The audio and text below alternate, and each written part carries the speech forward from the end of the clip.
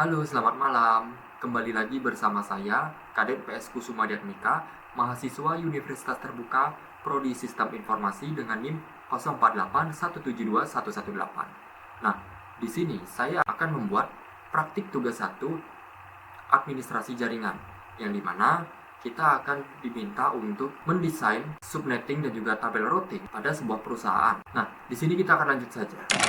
Nah, di sini bisa dilihat ya, spesifikasi jaringan pada kantor pusat itu departemen penjualan perlu 50 perangkat, pemasaran 30 perangkat, teknologi informasi 10 perangkat, server 5 perangkat, dan tersedia koneksi WAN menuju kantor cabang. Nah, di kantor cabang ini ada total perangkatnya itu ada 20 perangkat ya, dan tersedia juga koneksi WAN menuju kantor pusat. Alamat IP yang tersedia itu seperti ini ya. Di sini saya akan menggunakan metode VLSM atau yang disebut sebagai Variable Length Subnetting Mask. Nah, fungsi VLSM ini adalah untuk meminimalisir pemborosan IP. Nah, di sini bisa dilihat ya, saya sudah mengisi divisi atau segmen yang diperlukan. Nah, teori dari VLSM ini adalah metode ini mengurutkan IP yang terbesar hingga yang terkecil. Nah, di sini kita akan lanjut untuk mengisi kebutuhan hostnya dulu ya. Sini kita akan lanjut saja.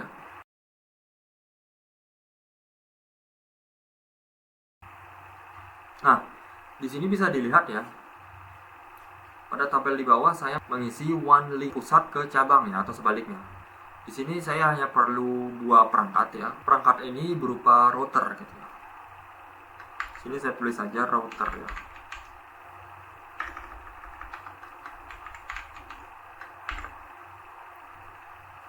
Nah, di sini sudah selesai untuk mengisi kebutuhan hostnya ya. Sekarang kita lanjut mengisi subnet mask atau prefixnya. Untuk menentukan subnet mask atau prefixnya, kita pakai rumus. Kita menggunakan rumus 2 pangkat N ya. N-nya ini adalah nilai yang diperlukan untuk mencapai kebutuhan hostnya atau lebih ya. Sebagai contoh, kantor pusat penjualan itu kan kebutuhan hostnya 50. Nah, 2 pangkat berapa supaya dapat menghasilkan kebutuhan hostnya 50 atau lebih. Di sini saya sudah menghitungnya juga. Di sini saya dapat itu adalah 2 pangkat 6. Kenapa 2 pangkat 6? 2 pangkat 6 itu menghasilkan nilai 64. Nah, 64 itu kan sudah lebih dari kebutuhan host. Nah, di sini kita akan lanjut saja. Nah, di sini dimulai dari awal, yaitu network address-nya itu dimulai dari 0 dan broadcast address-nya berakhir 64. Dan yang dipakai itu adalah dari 1 hingga 63. Nah, di sini network address yang diberikan itu 192.168.10.0. Nah, di sini kenapa yang dipakai itu hanya dari nilai 1 hingga 63? Karena 0 dan 64 itu sudah dipakai oleh network address dan broadcast address. Jadi sudah diambil 2 ya. Yang dipakai itu dari nilai 1 hingga 63. Di sini kita akan lanjut saja. Nah, usable range-nya juga sama ya, seperti network address, hanya membedakan angka di belakang ini. Angka di belakangnya itu 192.168.10.1 hingga 192.168.10.63. Ini kita akan lanjut saja.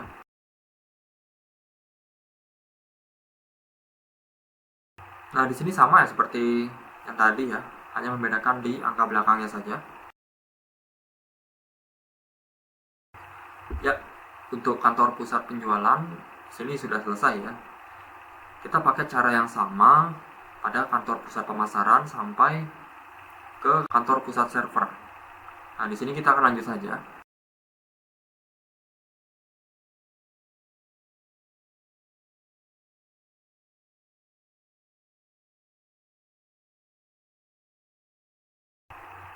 Nah, di sini untuk network address pada kantor pusat pemasaran hingga ke server itu lanjut ya.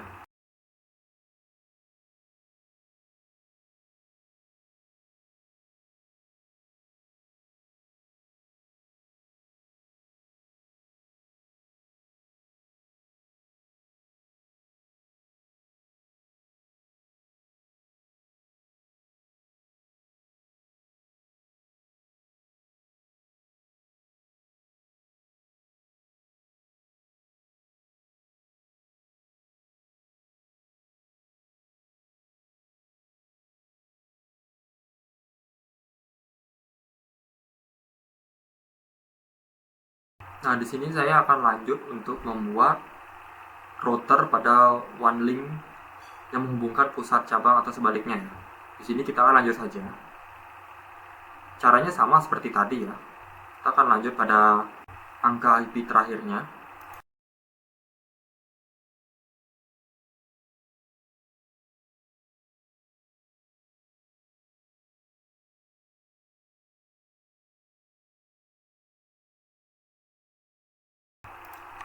Ya, seperti ini ya. Untuk soal nomor 1 sudah selesai. Kita akan lanjut ke soal nomor 2 yaitu tabel routing ya. Nah, di sini untuk tabel routingnya kita perlu untuk menghubungkan kantor pusat ke kantor cabang ya. Di sini kemungkinan saya akan membuat dua tabel, yang tabel routing statis dan juga tabel untuk penghubung cabangnya. Nah, di sini kita akan lanjut saja. Nah, di sini kita perlu buat satu tabel dulu ya, tabel untuk routing pusatnya. Sebelum kita buat ke kantor cabang, kita buat dulu pusatnya. Di sini kita akan lanjut saja.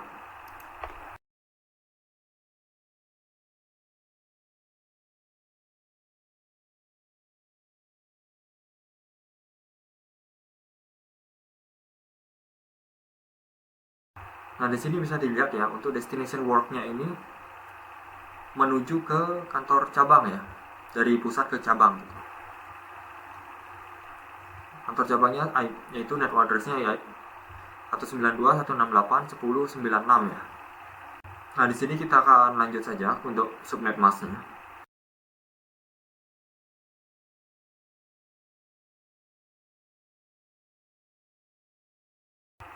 Nah, next hop ini seperti loncatan ya.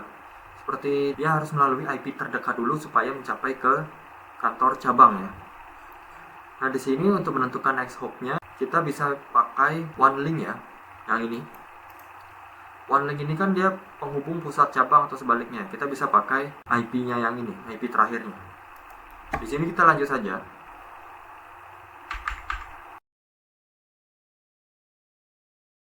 Nah, di sini saya akan beri keterangan ya untuk rutenya itu melalui one link.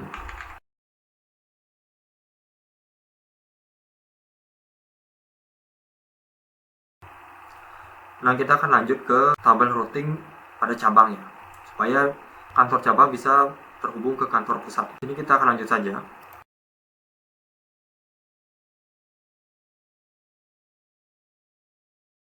Nah, tabel routing cabang ini kan dia ngambil dari beberapa kantor ya, seperti kantor penjualan, pemasaran, kantor cabang, dan juga kantor pusat Departemen Teknologi Informasi. Nah, di sini kita akan lanjut saja. Nah, kita mulai dari yang kantor pusat penjualan dulu ya. Di sini kita copy saja.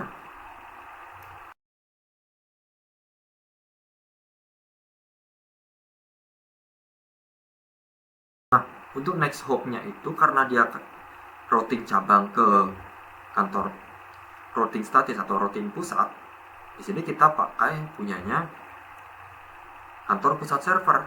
Nah, di sini ya, network address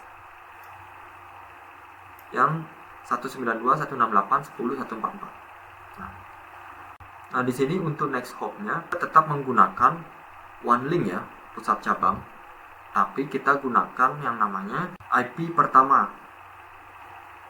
Nah, IP pertama itu adalah yang di sini ya, yang pertama ini ya, 192.168.10 dan 153. Di sini kita akan lanjut saja, kita copy saja ini.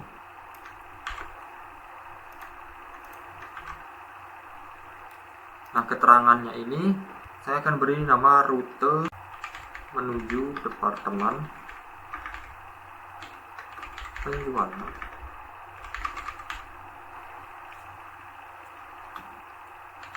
di kantor cabang.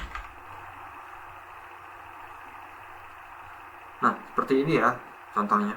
Di sini kita akan lanjut ke departemen lain ya.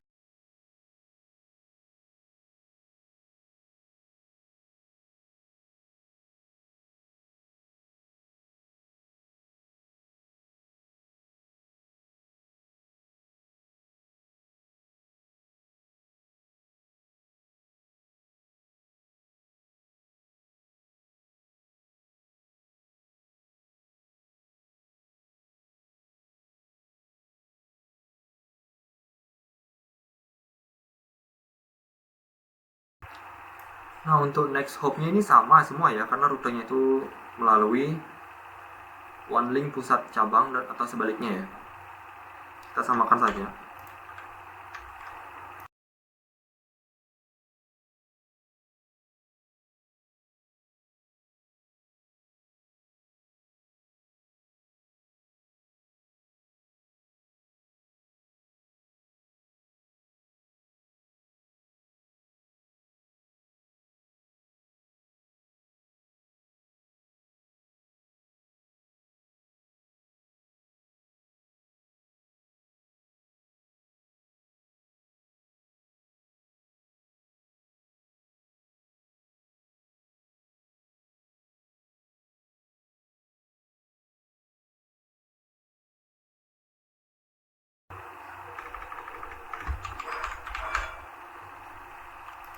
Ya, tadi ada kesalahan mengetik ya.